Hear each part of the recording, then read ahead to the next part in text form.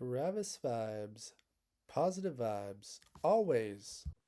Hey, welcome back to Travis Vibes. I'm Travis Irby. I quit my corporate tech job to vibe code on YouTube with you. My first big project is making an end-to-end working web app that people will pay me a little bit of money to use. So the idea is housebrush.com, where somebody will upload their house photo and we'll give them back a AI ChatGPT image one edited photo with a new color. So in the previous video, we worked through the actual integration with OpenAI's API for ChatGPT Image 1. That's a mouthful. And now we're going to dive into integrating Stripe into our web app. This is a critical piece of our app as well, because this is where we're going to actually collect a few bucks here and there from our users to use our application. Keep in mind that every time that we call the OpenAI's API, we get charged about 5 to 7 cents per image generation. So we need to make sure that we're charging our users enough to cover all of our expenses and make some money. So that's far down the road though. Let's just worry about getting the initial Stripe integration set up. I'm going to dive in now. Let's go. Plan an integration with Stripe where a user can pay for tokens to use the image generation capability of the app. Each token allows a single run of the application. Using Stripe, users can purchase one or more tokens that will be stored, associated their current session. No user or no account sign up within our app should be necessary. Okay. It is thundering outside. Let's hope the power doesn't cut. Just kicked off our first prompt for the Stripe integration. I don't know exactly where we're going to get, but let's check it out.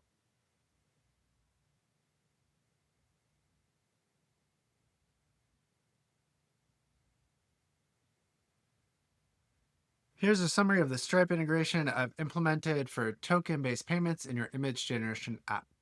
Token system. Create an in-memory session-based token system. Each token allows one image generation, 24-hour expiration. Okay, so this will be an initial good start. We're going to have to add more layers of process around how people can make sure they don't lose their tokens if they're not used, but let's start with this. Number 2 is Stripe integration. Looks like just kind of a standard Stripe integration plan there. Good, good, good. Added token display and purchase interface. Okay, sessions management. We're gonna go over to Stripe. Okay, for landing pages, just make giant text. That is currently the style. Giant text, the bigger the better. We're in my Stripe account. You can see how well Brain Bag Inc. is doing with this strong, steady line at 0. Keep in mind, I just made this whole thing. What we want to do here is we want to create a secret key, but we want to create one that's specifically for this integration. Yes, and this is a big thing. It's giving full access to your Stripe account, basically, right? So you better trust it. I set up my Stripe API key in my env local file. Always be very careful with your API keys. Now I need to set up my Stripe webhook endpoint. So I'm going to get a little bit more detailed instructions on that. We got back some good instructions. We need to log into our account, go to webhooks, and we're going to add endpoint button. I'm on this webhooks thing. and it recommended that we use localhost 3000. Stripe doesn't like that. So instead of creating a webhook directly with localhost, it's saying we should use Stripe CLI. Let's go for it. All right. Thank you for installing the Stripe CLI. If this is your first time, Stripe login, grant access. We now have this set up. I understand use the CLI, but like I don't see anything specifically about how to use it for webhooks. Okay, well, oh no, we do see that. Trigger events to test your webhooks integration. Go to webhooks. Stripe listen. Cool. We've set up our web secrets. What other steps?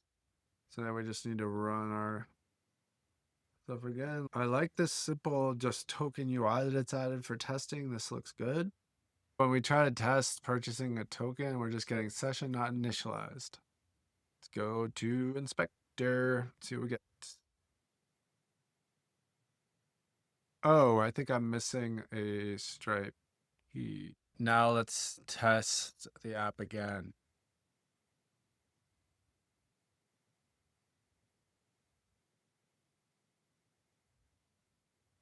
Still getting same issue.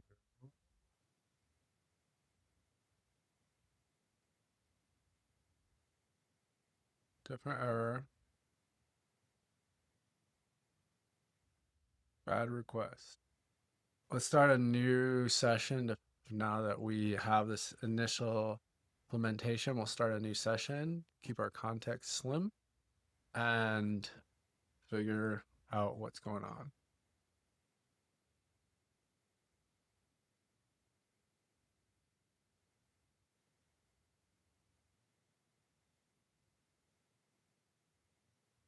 I have found the issue. Good job. Good job's on it. You're on it today. According to Cursor, we have fixed the issue. It's saying we weren't sending the session ID, but it's saying it's now able to pull it. So let's give it a test.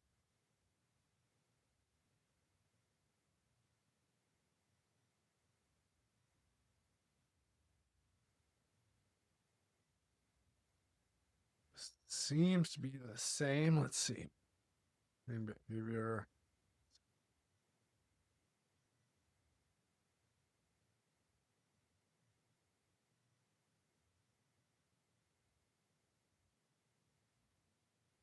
Oh, still getting the same thing.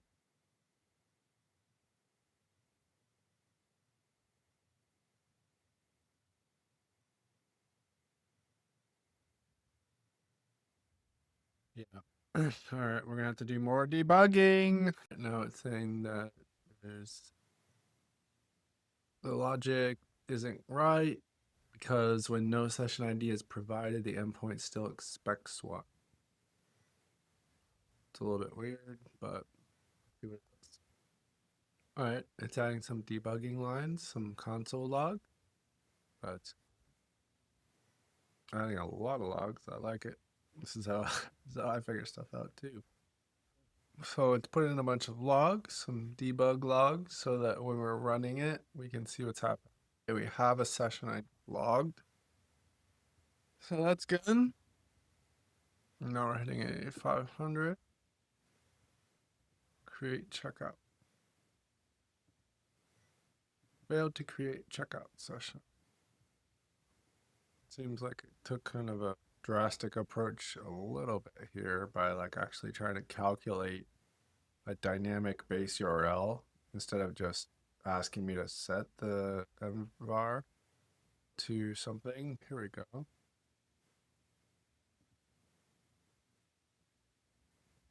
How does this work anyway? We pay and test.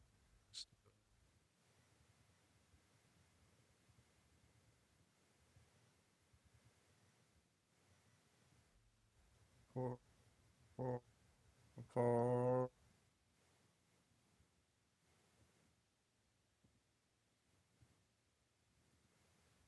Stripe, test transaction, test.